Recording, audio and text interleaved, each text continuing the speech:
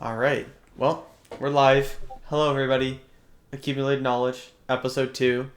Derek Blayota, Joseph Puglisi. And today, we're going to be talking about what makes a good or bad matchup. And to start with that, Joseph, do you want to get us into it? Sure. So I think the level zero or level one framing of what makes a good or bad matchup is pretty straightforward, right? Yeah. Your matchup is good if you win more than 50% of your games. Your matchup is bad if you lose more than 50% of your games. Um, this can get a little bit complicated, and Derek and I will definitely, I think, talk through some of the interesting cases. But to frame the discussion, I think it's usually helpful to think about it from a point of view of perfect play from both sides or equivalent play from both sides. This can get a little bit messy, but the idea being in the average case, do you win more or less than 50% of the time? So if I played against John Finkel in a matchup, I'm probably going to be behind, even if the matchup is supposed to be good for me, right? But if I played against a carbon copy of myself that has exactly equal play skill, then we would know sort of the truth of the matchup, maybe. Mm-hmm. Yeah, I would totally agree with that. And I would even continue to say that, like, every match you play when you're, like, testing for an event, you really need to be considering, is there any skill difference here at play? This is not to say that you should be going and calling your testing partner dog shit by any means, but it's like, let's say I pick up, like, a random F&M scam player and I'm playing Living End, right? And I go 10 and 5 versus them, and I walk away with the impression that's like, oh yeah, Living End is just great into scam. But it's like the reality is like, oh no, they're just missing all these different important key factors of the matchup, and then you have this skewed data and you're not even knowing that it's skewed to begin with, which can lead to a lot of easy pitfalls, especially when you're starting to get into competitive magic. Yeah, spoilers, the living end versus scam matchup is not good. Living end. Yeah, Um, one might even say that it's the reason to not play Living End. I would say that. So a couple things that I think can give you some more interesting insight is maybe we can call this like the level two thinking of okay, so outside of you've played 20 games and come to some conclusions about where the actual win rate is with player skill. Obviously, 20 games is a small sample size. But okay, outside of actually just jamming a bunch of games to find out sort of a percentage, we can maybe think about whether a matchup is structurally good or bad for one of the two decks. Right? So a couple examples of this that I think are good is Boros Convoke versus Blue White Control in Pioneer. So Boros Convoke, the aggro deck, playing a lot of cheap creatures, some Convoke creatures to build value off of them. Blue White Control, a pile of counter spells and removal, and one Teferi of Hero of Dominaria or whatever to actually win the game. That matchup, if you're sitting at home, think about whether you think that match, if you don't already know the answer, the matchup is structurally bad for Convoke. Why is it bad for Convoke? Because of a couple key cards, namely, if it's in the blue white deck, Temporary Lockdown, and it's always in the blue white deck, Supreme Verdict. The Convoke deck just has no mechanism to beat Supreme Verdict, like Wedding Announcement and Prey, or be so far advantaged that you can rebuild after the verdict.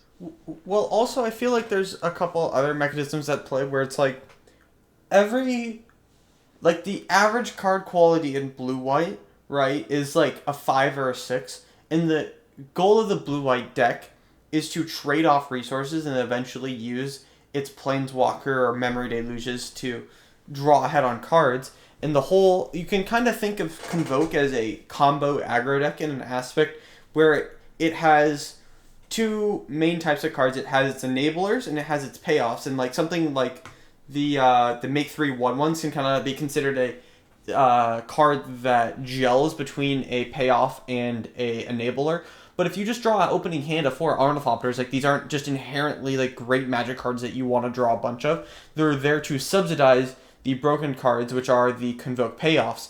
And when you have this disproportionate, like some of my cards are 10 and some of my cards are 0, and they kind of gel together to create more 5s and 6s, but when you get disrupted, the average card quality can go down pretty significantly when you just like get your one Convoke payoff countered. That means that it's pretty exploitable by decks that either want to Thoughtseize you or counterspell you or just like remove all your stuff. But the thing about the Convoke deck is it's much more immune to removal than like it's not going to just get done by one lightning bolt in the way that like Infect would. But on the flip side, it is so weak to sweepers because it has to commit a lot to the board in the way that just the Convoke deck is inherently set up where if you want to do what the namesake card is convoking, you have to have a lot of material on the board, and when you commit that much material to the board, that means that you're just opening yourself up to the weakness that is sweepers. And unfortunately, there's just not a lot of counterplay, especially since the Convoke deck, if we're thinking structurally, it relies a lot on tokens, and tokens are just even more vulnerable to a board wipe. If we were, saying playing humans, for an example, we could curve 1-drop, 2-drop, 3-drop, and then just like throw in some Selfless Spirits and some Adelines, and this matchup, which maybe seems bad on paper in a temporary lockdown, can become addressable. But the Convoke deck is structurally so far disadvantaged from the blue-white deck that it's really hard to clean it up even with sideboard cards, because the wedding announcement is not actually addressing what's the issue for Convoke in the matchup. Like, you're still going to get all your shit wiped by a board wipe. And sure, wedding announcement may be great at giving you some value long term. You can play a little bit less into the sweepers post board, but that like if your wedding announcement gets countered, it still gets countered. It's still expensive, and it's not fixing anything really for the matchup in the same way where it's like if Convoke got to play 4 Mystical Disputes or like 4 Spell Pierces, something that would stop the board wipes completely.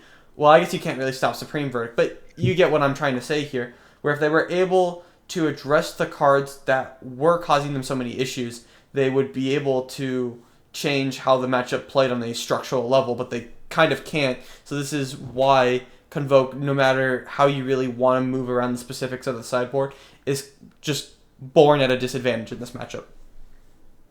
Yeah, and we'll talk later, I think, about sideboarding and how that can affect matchups. But I think you could actually build a Convoke deck with 15 sideboard cards for blue-white and still be behind in the matchup. Right, yeah. Right, it's just the way the cards, if both players laid out their deck, you could sort of see that all of the cards in Convoke line up poorly against the cards in blue-white. Another example of this that sort of illustrates another way that matchups could be structurally bad is in modern Amulet Titan versus Green Tron. So again, if you're at home, this is a pretty famous one after the top 8 of at PT Lord of the Rings. This matchup featured prominently there, with a lot of Tron in the top 8 and 1 Amulet player. But that matchup is historically easy pickings for the Titan player. The Titan player is sitting there at home dreaming, salivating against getting paired into Tron. The reasons for that are slightly different than the reasons for the Convoke versus Control matchup. Typically, I think it tends to be that the range of draws available to both players, they're not interactive decks, right? The Tron deck doesn't have Thoughtseize. The Titan deck doesn't have, it's not trying to answer what each other are doing. And so when both players get to play out their game plan and just play their cards, what Titan is doing is so much faster and stronger than what Tron is doing. So the range of draws available, if both players have a good draw, the Titan player is almost always going to win. If both players have a normal draw, the Titan player is almost always going to win. If both players have a bad draw, the Titan player is almost always going to win. So you only end up in a situation where the Tron player is likely to win the game, where the Tron player has a good draw and the Amulet player has a bottom percentile draw. Right. Right. So across all of the other swath of cases, the Titan player tends to be ahead. Yeah, I think this is another great example of like Titan's Goldfish is better, and it's almost like is Titan's interaction better in this matchup than Tron's? I mean, I know they're both playing Yeah, Boseiju, but Boseiju probably lines up better into Tron than Tron's Boseiju's line up into Amulet, if I had to imagine. and you can also, if you're the Titan player, you can tutor for your Boseiju, and you can sort of just cast it at whim. You don't, if you get Boseiju, it's not a big deal, but if you Boseiju them, it is just like you're saying. Right. Yeah, I think it's just a great example of like another structural matchup. And to give an example of a matchup that is kind of on the other end of the spectrum, it's like if you're playing the red black mid range matchup, that just the mirror, I should say. Um, there is basically an equality of draws where it's like either player draws equally as well. There's a likeliness that you will be at parity. So making those better decisions matters a lot more when you have those equal draws. Whereas in Tron versus Amulet, it doesn't really matter if the Tron player is John Finkel. There's no way to really leverage him being better in that situation to some kind of advantage because he's opted himself into a position where he's structurally just too far behind to overcome that. Yeah, you could put the best player. I mean, obviously, you know how the amulet deck operates. That's not always super straightforward. Um, but it's not we might say it's not a super skill expressive matchup, right? Where both players just play their cards, and the way that one player's cards play it's just faster. If you just weren't playing against an opponent, the Titan kill is so much more efficient and resilient to disruption than the Tron eventual kill. Right. Makes sense. The next example we have is level 3, which is polarized matchups, right? And our example is Scam versus Creativity. And in this matchup, it's actually pretty close, but the outcome of the games can feel extremely polarizing because um, whenever someone wins, it will not be by a close margin. Like to the example of the red black mirror, usually someone wins by like getting in with a bone crusher giant for like 3 turns or something, right? It's not like these massive like I draw 10 cards, you draw 10 cards, or I win the game easily on turn 1 with my grief scam, or you win the game on the spot on turn 5 with creativity for x equals 2. The games are a little bit more grindy and they come a little bit more down to the margins of cards and whatnot. And I think another good example of these polarized matchups would be Convoke versus Red Black Sack and Pioneer, where Convoke, when it gets to do its thing, is going to clown on Red Black Sack because Red Black Sack has not been able to set up its engine, and Convoke just like swings for 30 on turn 5 or whatever. Or on the inverse, if like Red Black Sack gets to go like Mayhem Double, and just kill every single thing the Convoke player gets to do before they get their engine online, the Red Black Sack deck is going to look absurd, and the deck or matchup is going to feel worse than it actually is because if you play like this is kind of more of a psychological thing, but if you play this really close game that you are feeling like you could win for a very long time, you're going to walk away thinking that the matchup is maybe closer than it actually is. Whereas if you flipped a 55-45, weighted coin and you just won 10 coin flips or lost 10 coin flips in a row, you're probably going to come away from a more biased perspective than if you had like the closest matches of red black mirror in the world, since you played such a long game and you felt like the matchup was or the match that you were playing was close the entire time, whereas you weren't getting like completely destroyed or blown out, you will get your impression skewed a bit. Yeah, this can be a classic pitfall that I know I've fallen into in the past. Of you play 3 or 4 or 5 testing games, and let's say you're playing the Scam versus Creativity matchup. One player dumpsters the other one, just because of variance. But the games, sometimes you can lose 5 matches in a row, but you're like, maybe the matchup's okay. It feels close. But it can be hard to draw data from polarized matchups, is even though in the aggregate, maybe it's okay, maybe it is good for one player, maybe it's good for another player. The games themselves don't always play out like that, Right. right? So we have some test questions for our viewers and listeners at home, and then we'll poll each other on what we think about these matchups.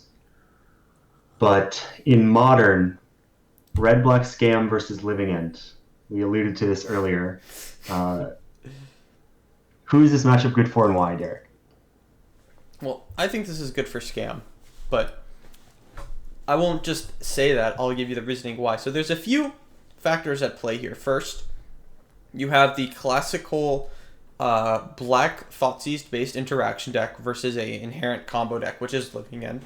And secondly, the turn one Grief Scam puts a ton of pressure on the Living End deck to both have the Cascade spells on turn 3 after getting Thoughtseize, so they need to draw into that, while also putting an immense amount of pressure on. And it has a great support cast to help it out. It's not like we just have this one important threat. We have Delphi Voidwalker, which can create a massive headache for Living End. We have Ragavan, which will accelerate our mana and also potentially just draw us random cards. Like, it makes us mana to accelerate us up the curve to our other payoffs, and it also could potentially just draw us random cards. And it also has stuff like Bowmaster, which will ping for each cycle. And we have a lot of consistency with not only Grief, but we have Thoughtseize. So we have a ton of disruption that can be attacking the Living End player on different axes, with both hand disruption and graveyard disruption in game one, which is not something the Living End deck is really set up to deal with. And we are generally killing them pretty quickly, which is often the most important things when playing versus a combo deck. I know something that was kind of confusing to me when I was first getting into a different format, but Pioneer, was that I would play, let's say, like red black mid range, right? And I would play versus Lotus Field, and I would go, oh, turn one Thoughtseize, turn two more Thoughtseizes, and I'm thinking to myself, oh, this hand's great. I'm gonna Thoughtseize every single card out of your hand, and then they just like reveal their hand, and it's like Lotus Field, 2 lands, Thespian Stage, and I'm like, oh no, this is actually awful because I'm not addressing what is actually important about this matchup, which is ending the game. Because if you interact with your opponent and disrupt them, but you're not leveraging the hand disruption into a meaningful clock, you're going to give them enough time to draw out of that. And this is pretty translatable to Red Black Scam versus Living End, where if you gave me a hand of 4 Thoughtseizes and a Grief and 2 lands, well, I'm not going to keep that because it's not actually, like, they're going to cycle enough to where eventually they will just top deck a Living End, or not Living End, but one of their Cascaders into Living End, and then I'm not going to be converting my disruption into a game win fast enough to make that a good hand. Yeah, exactly. I think it's similar to the Boros Convoke versus blue-white matchup we were talking about earlier, where you just lay out the cards and look at the interactions, and it's just all bad for the Living End side. Right. Especially the interaction with Delphi Voidwalker is so punishing. Living End has a lot of answers to enchantment and artifact-based graveyard hate, but Delphi Voidwalker is just a house. Right. So our second example, Derek, I ask you, Hardened Scales versus Murktide. Who is this matchup good for and why? So there's, a few things at play here. From the Murktide side, they have some cheap interaction in the 8 or 7, I guess, red removal spells, and there is the 4 counter spells out of Murktide. But there's also a good amount at play in favor of Scales here. A few things. One, the Ozolith means that the red removal spells will not be as effective as they always want them to be. There is Welding Jar, which can just straight up negate a removal spell. And then there's Saga, which just creates a ton of value. And also, you have stuff like Patrick Automaton and the modular creatures, which, while theoretically one-for-one-ing them could be good, they, if assembled together on a board, if you have like 3 of them together, killing one of them can sometimes be a net negative outcome because that just will grow the other 2. So I'd actually imagine that Hardened Scales is favored in this matchup, at least pre-board. I agree. I think Hardened Scales is pretty good at making single target removal fairly irrelevant or not what the game is about. And Saga is a deck card that is incredibly effective at making counter spells, not what the game is about. Right. Right? And so, especially in game one, if the Murktide player respects the matchup enough with their sideboard cards, like we'll talk about later, maybe then they could swing things back in their favor. That's a classic Murktide paradigm: is be behind in game one and favored postboard. Right. But I think the nature of the Murktide cards just doesn't quite line up. Their disruption is just not what the game is about against hard scales. Right. Makes sense. And then, Joseph, I ask you for our third and final test matchup. What do you think of Amalia versus Blue White Control? This is in Pioneer, so I think this is another kind of an interesting one where I would sort of naively be tempted to say that it's almost the same as the Boros Convoke versus Blue White matchup, where Amalia is a creature combo deck. So creature combo deck loses to the sweeper interaction deck. That makes sense. Then you look at it a little bit more and you think, well, maybe actually Amalia has some play. You know, it has return to the ranks. The combo actually sort of outrageously kills. They have access to Dina. So they have tools that the Boros Convoke player, you know, they can play a value game too. They have tools that the Boros Convoke player doesn't have. Mm-hmm. But then you actually play the games and you realize, okay, no, the matchup is good for blue white. Um, Temporary lockdown is just an absolute monster. Even more than against Convoke, you kind of have no moves. And the nature of the Amalia needing to resolve a specific card or like a specific combination of cards, Convoke can sort of spew all of their cards and hope that they're all of roughly equivalent value, right? So you can hope to just overwhelm. Whereas Amalia, you're not getting there with Gilded Goose and Luminarch Veteran, Right. I think right? what you're You're trying going to to have say to is like assemble. the fair or like fail case for Convoke may be a lot higher than the fail case for Amalia because the cards in Amalia are a lot worse at both playing an aggro game and a little bit worse on rate.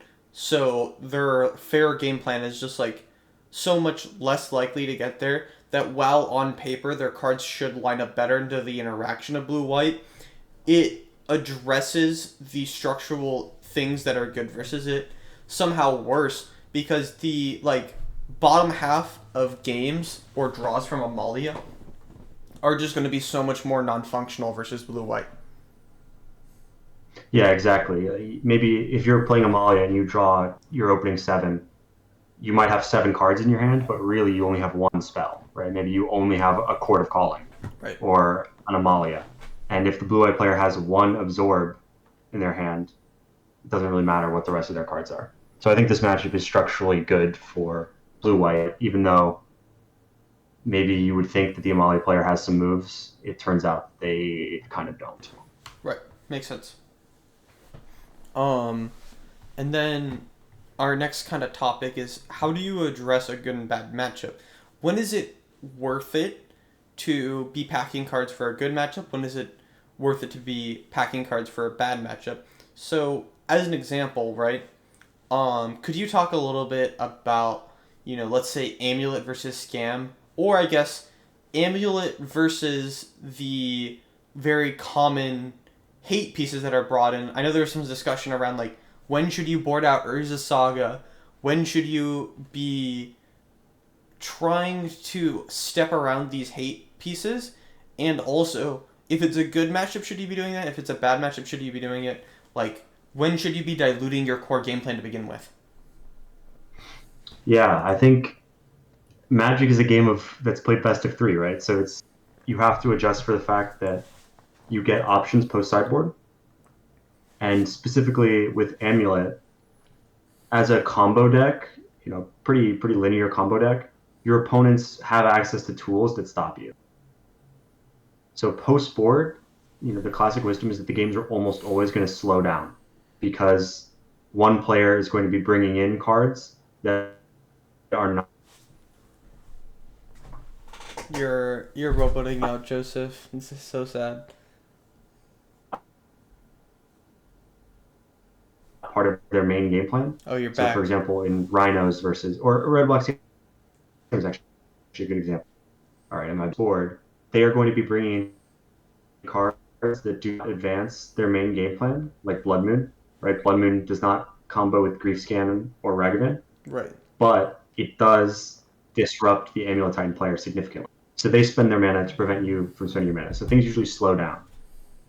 And there's sort of you can either try to just ignore it and dodge the hate, or you can try to bring in cards that counter the hate or enable you to fight the grindy matchup. So like the two different types of Titan sideboard cards that fit this are Dismember and Spelunking, I think are the two best examples. Very different cards, but they're both brought in a lot of the same matchups. Because Dismember is an answer to Magus of the Moon, which you otherwise, they would resolve Magus, and your dream is to attack them 4 times with a 6/6 Primeval Titan that does nothing. Most modern decks can beat that. But if you have Dismember in your deck, you can dismember their Magus of the Moon, and the card's also just sort of reasonable to play against people who are trying to attack with creatures. Spelunking is Explore with upside. So it's Explore and Amulet in one card. It's very good at punishing people who try to bring in Force of Vigor against you, because Force of Vigor, if they Force of Vigor your Spelunking, you've already drawn a card, it's fine. They've expended resources, you're fine on resources. Well, also I would say it's almost like you don't want to kill the Splunking, because Splunking and Amulet don't work together, which obviously on paper is a downside.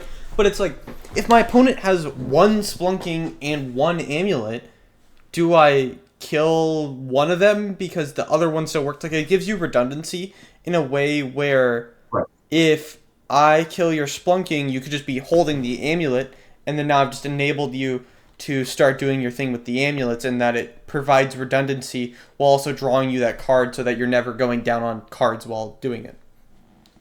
Yeah, it makes your opponent's interaction much more awkward than it would otherwise be. For sure. That's, people often look, oh, you have 2 Spelunking in your sideboard. What is that for? My answer is I bring it in every matchup. It's not like actually every matchup, but it's just a card that's really good against all of the forms of hate that people are bringing in against you typically. So Derek, a question I wanted to ask you is, when do you think it's worth putting sideboard cards in your deck for a matchup versus when is it not? So I think Titan is actually kind of a good example of this, because there's cards available if you wanted to play cards that beat Amulet Titan. The question is, should you put those cards in your deck, and how do you know? Right. So,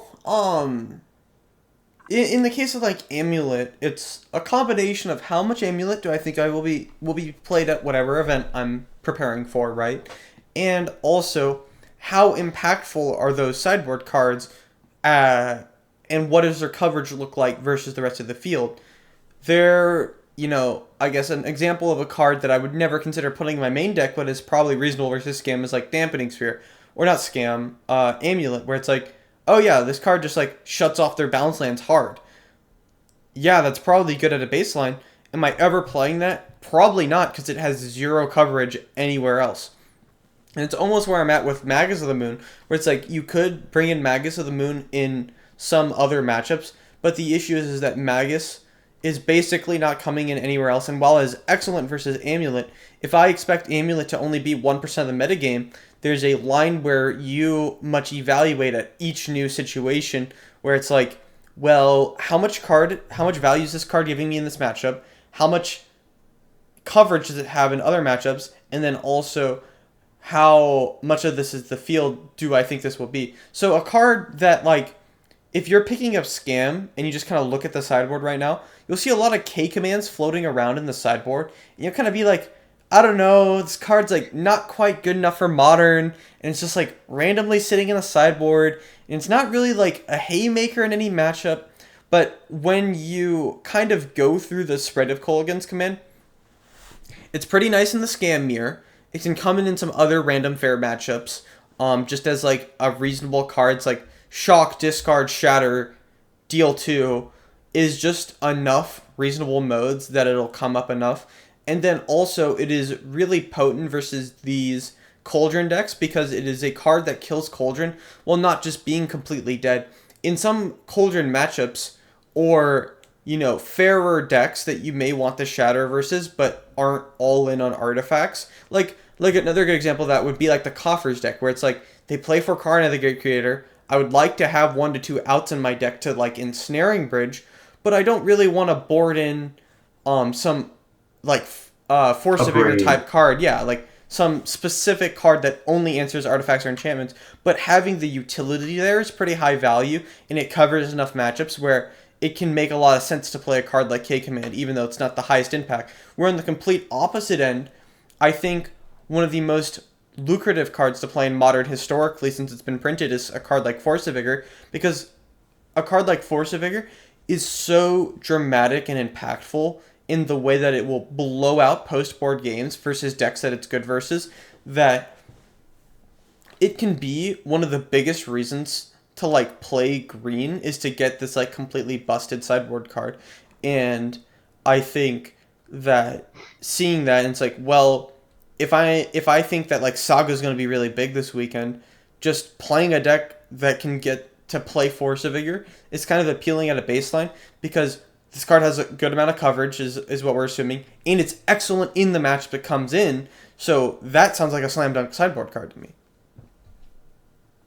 Yeah, it's a card that has a huge amount of equity in it, right? Where if you put like a Braid in your sideboard, like sometimes you see this card in Merc type boards. I've even seen it in some truly deranged scam sideboards. I hate it. It's a Braid is never going to be a card that's a 10 out of 10, right? You're never looking at your opening 7 and it's like 6 lands and a Braid, and you're like, oh, it's a snap keep. This is the best possible card. Whereas you could look at a hand of 5 lands, Crashing Footfalls, and Force of Vigor. Like, okay, I'm probably not going to keep it, right? But I'm tempted. Like, that's how Force of Vigor is that good in the matchups where it's good in. Mm-hmm. So you need to allocate your slots in your sideboard based, sort of what you said, right, on how impactful do I think this card is going to be, and is it worth it? Right. If there's no Saga, you don't need Force of Vigor. And I think that's part of the reason that the appeal of something like Amulet was at PTLOTR, was that the format was so low on Saga at a baseline that, if you're an Amulet pervert like Dom, rationalizing playing something that is like on paper really bad into these like Force of Vigor decks, but since there's such little hate for it, you actually get to randomly pick up a lot of equity in places where you feel like you shouldn't, because of the format's being really disrespectful, is something that you kind of have to be cognizant of as like a reasonable meta call. It's like the classic Dredge thing where it's like, what's the best weekend to play Dredge? And it's like, well, it's the weekend where you ask everybody and they say don't play Dredge, right? Because that's the weekend when like everyone's cutting their Dredge sideboard hate to try to be beating the mid-range mirror or something. And then that's the weekend you want to show up and be playing Dredge when everyone's got their ley lines and stomp some people. And yeah, I think Dredge is maybe an interesting example of another thing that I wanted to pull your opinion about. Is in some cases, I think a matchup can maybe be so bad, or maybe it's so good. The converse can also be true. It can be so bad or so good that you shouldn't allocate sideboard slots for it. Right? So maybe if I'm the Titan player, I'm not putting Tron Hate in my sideboard. I don't need it. Right? If I wasn't allowed to sideboard, I think I only bring in like 2 cards anyway. Right. But I think if you just told me I had to resubmit the same 61 again, I would snap it off. It's fine. Right? So I don't need to spend my sideboard slots. But in some matchups, maybe they're so bad that it's also not worth it. What do you think? I think in a similar, position, there's been some amount of discussion on how bad the Lotus Field matchup is for Phoenix. But for the last RC, my conclusion was mostly, I don't think Lotus Field's going to be that popular. If I pair into Lotus Field, I'm just going to take my L and resubmit, with whatever, a couple counterspells, because the amount of equity I was getting out of trying to play like 3 Dampening Sphere in my Phoenix deck to really fuck the Lotus Field deck just wasn't worth it, because there wasn't enough Lotus Field to like justify it. Yeah. Your matchup is so bad that you would have to warp your sideboard so significantly to Right. even claw back any of that equity that if the deck is not popular enough, you might be better off just washing your hands of it, saying, "I eat my bad matchup and hope to dodge." Right. Yeah. I mean, at some point you just gotta like realize that it may not be worth it, even though it feels bad to spend slots like that. And I think on a slightly different note, but in the same vein, part of the reason I played Lotus Field in Dallas was because I thought that a lot of the Pioneer format at large was in a situation where they could play a dampening sphere or two, but that a lot of people weren't going to because Lotus Field is not going to be that big of a player in the event, I thought. And if everyone is cutting their dampening sphere, then Lotus Field randomly gets a bunch of equity, and that you kind of go through the cycle of Lotus Field will win something big, and then everyone put the dampening sphere back in their sideboard, and then it won't do anything for a bit, and then it kind of just completes that cycle. And recognizing the situations for that you can, play the Dredge or Lotus Field type archetype and get some equity is pretty important, I think. Yeah, I joked with a friend who was thinking about playing Phoenix for that Pioneer event that the highest equity move he could make is not actually put Lotus Field in his own sideboard, but to show up on Friday to the hall with just a long box full of 600 copies of Damping Sphere, dump them on the table in the entryway, and say, anybody who wants a Lotus Field, put it in your sideboard now. That would actually claw back the most equity against the Lotus Field players. Right, You don't yeah, have to have it. Enough other people have to have it. right. Yeah, you gotta release it into the wild and let them be free dampening spheres to, find their way into other people's sideboards because you sure don't want to be playing them. And we have an example here. Is it worth the cost to impact the matchup? If you play Four Brothers and Hood's End in your Murktide sideboard, will you be favored against Hardened Scales? I don't really know if you will, to be honest. And even if you were, would it be worth the slots? Because is Hardened Scales going to be more than 2% of the metagame? Probably not. So just allocate your sideboard slots to something better, or play something that is more of a general catch-all. Like, I'd be pretty happy to play Engineer Explosive in my Murktide deck. It has a ton of coverage, and yes, it comes in versus Scales. Is it the best card for Scales? No. But you need to have good coverage out of your cards. You can't just, dedicate 5 sideboard slots to a random 2% matchup. Do you want to Yeah, you wrap only us get up? 15, right? Right. Magic would be a much different game if you had 40 sideboard slots. You could put 4 Leyline of the Void, 4 Leyline of Sanctity, I'd all also of kind of these. argue it'd be a lot less interesting, to be honest. Agreed. If you got to play everything you want. Um, to kind of summarize, you want to be. Wait, why do I want to be slightly bigger than my opponent's deck? So I think this is some general wisdom, and maybe you think this is false, but this is sort of one way that I see things. Is I think if you are approaching a matchup, so if you're Scam is a good example of this, right? Let's say you both have the same list of red black Scam, Right. but I have, and this is post Fury ban, which is very relevant to this example. I have 3 Shieldred in my main deck. I think if we played 100 games, probably not that much ahead, but I'm probably more than 50 games, 50 games, I think. Or if I had more K commands, or if I had Bone Crusher Right. Giant in my main Right. deck. Yeah. If you played like 4 Bone Crusher Giant, 4K Command, some Shieldreds, and Yeah, I try to could just skew become it to like the loop. bigger deck or whatever, right? You could probably get something. Right. So I think generally this manifests in like a mid range beats aggro, aggro beats control type situation. So you see Burn beating up on some of these decks that are playing that don't have a fast enough clock to close out the game. But then you see the deck with Absorb in it demolishing Burn, right? Or Right. the other way around, right? Burn is just going to exploit the control decks that don't have enough pressure, whereas Tarmogoyf is pretty good against Burn. The way this gets a little bit complicated is in formats that are higher power level, like modern, for example. It cannot be so obvious who's favored in the matchup because some of the cards are just so pushed is one word, right? Like the Titan versus Yawgmoth matchup is an interesting one to think about this in. If you look at it on its face, I think if you looked at just the 60 card main deck configurations, probably think that Titan is pretty good in that matchup. And I think game one it is for sure. Just because the Titan deck is fast enough, the Yogg's disruption is not amazing. They can assemble the full combo, but they're generally not going to be able to do it quickly enough. But you have some of these cards like Soul Cauldron and Fulminator Mage, Port of Calling, that they just do a little bit. They're kind of hosers, right? They're so powerful, so that it can skew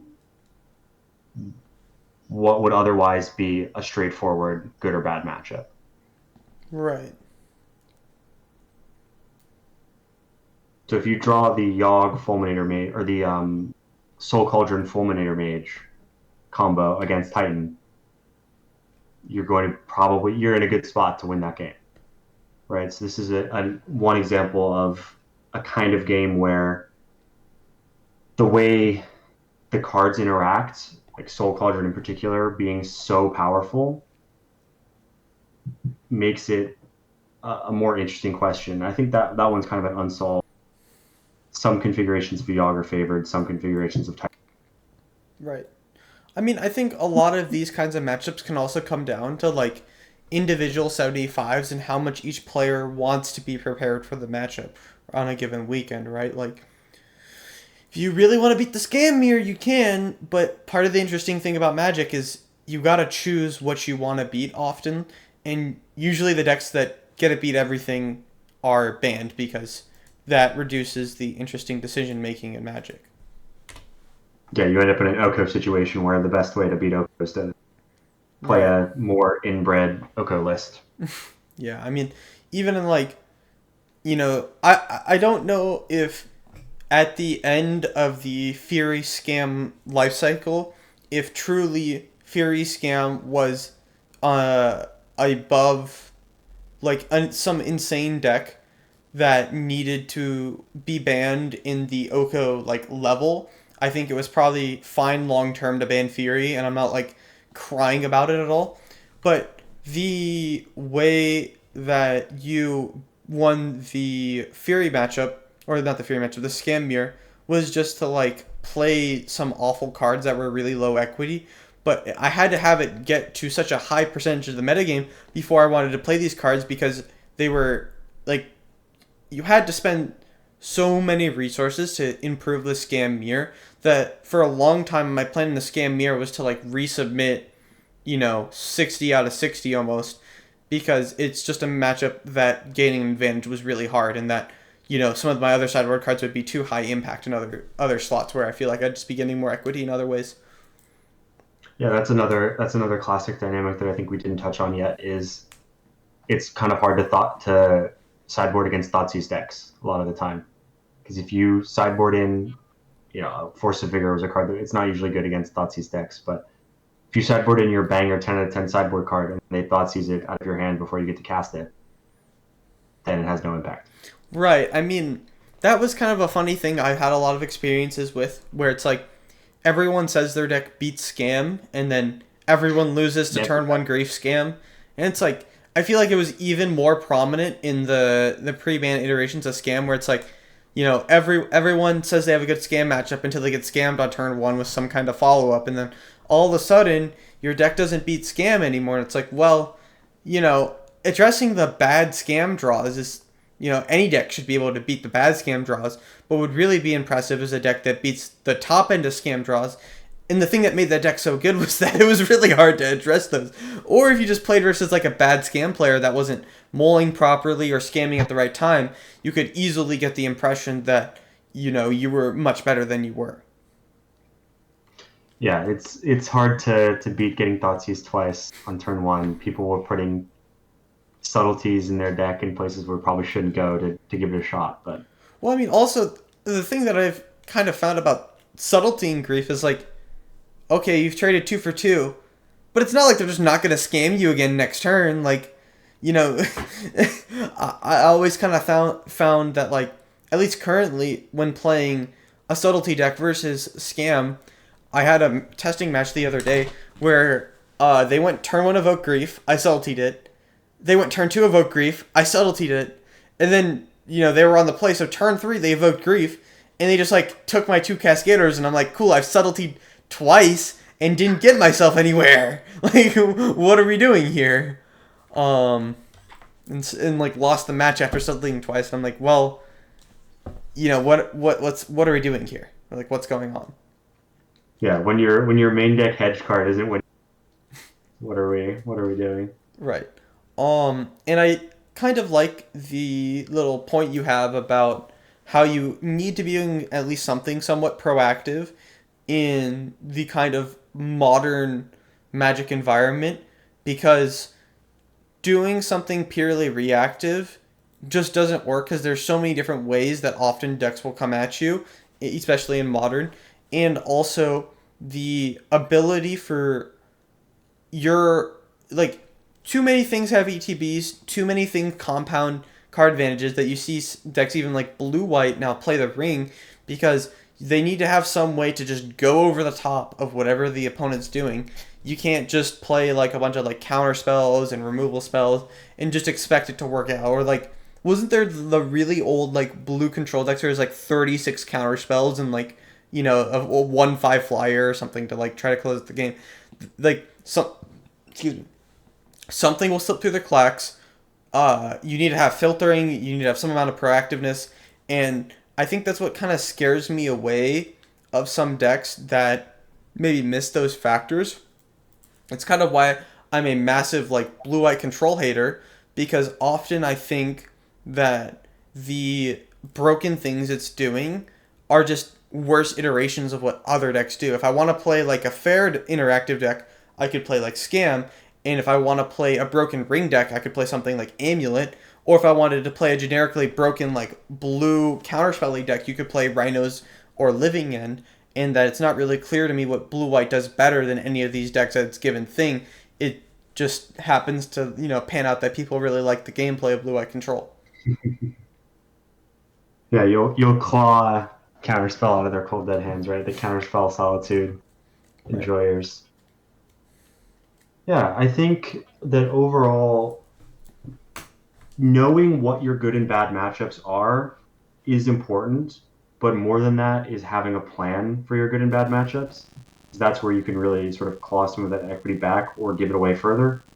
If you're playing in a matchup and you don't have, a sideboard plan that's tailored to actually make sense, then you're not going to be maximizing your equity. Right. Yeah. And I mean, there's just a lot of things to consider here, and you have to just try to do the best with the information given to you in any given moment. And I also think a lot of Magic players are pretty prone to, you finish a weekend, maybe you didn't have the result you wanted, or, it turns out the deck that you played maybe wasn't the best deck for the weekend, and you can start, critically analyzing every single thing you did in that testing process and go, oh, I did this wrong, I did that wrong. When in reality, I think it's maybe not a satisfying answer, but it's like you're going to be wrong some amount of the time unless you're, allocating significantly above average resources to this, and realizing what your expectations are. And I think trying to find a good middle ground between play experience and what you think is the best deck at a given moment, and trying to constantly evaluate the different matchup spreads the top decks have and what the different percentage play points look like, and just pick something that you think is the best for the weekend is all you can really try to do. Yeah, you just have to. Sometimes you'll play Titan at a tournament, and it was the right choice, and both of your first two-round opponents cast Magus of the Moon, and you wish you'd registered anything else. But at the end of the day, you just gotta do the best with what you can and battle. Right. And anything else you want to add before I close it down? If you will be attending the regional championship in Denver, do not put Magus of the Moon in your sideboard, please, for my sake. Right. So, with that, um, we are accumulated knowledge. He is Joseph Puglisi. Puglisi. Puglisi. I'm Derek Blayota. At accumulated knowledge on Twitter, and this is probably going on YouTube. So, thanks everyone who listened this long. And next episode will be soon.